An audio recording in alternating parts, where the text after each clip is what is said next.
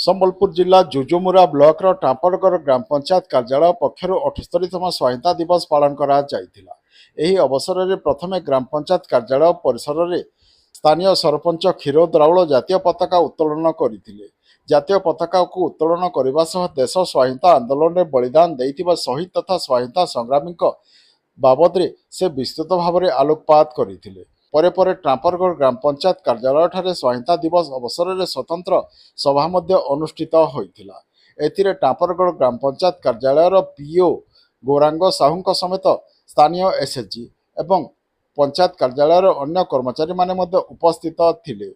ଏଥିସହିତ ସ୍ୱାଧୀନତା ଦିବସ ପାଳନ ପରିପ୍ରେକ୍ଷୀରେ ଟାମ୍ପରଗଡ଼ ଗ୍ରାମ ପଞ୍ଚାୟତର ଧଳପାଲ ବଜାର ପ୍ରାଙ୍ଗଣରେ ସ୍ୱତନ୍ତ୍ର ବୃକ୍ଷରୋପଣ କାର୍ଯ୍ୟକ୍ରମ ମଧ୍ୟ ଅନୁଷ୍ଠିତ ହୋଇଥିଲା। ଏଥିରେ ମଧ୍ୟ ସ୍ଥାନୀୟ ସରପଞ୍ଚ, ପିଓ, ସ୍ଥାନୀୟ ପଞ୍ଚାୟତ କର୍ମଚାରୀ ଏବଂ ଏସ୍ଏଚ୍ଜି ମାନେ ମଧ୍ୟ ଉପସ୍ଥିତ ଥିବା ନେଇ ଟାମ୍ପରଗଡ଼ ଗ୍ରାମ ପଞ୍ଚାୟତ କାର୍ଯ୍ୟାଳୟ ପକ୍ଷରୁ ସରପଞ୍ଚ ସୂଚନା ଦେଇଛନ୍ତି।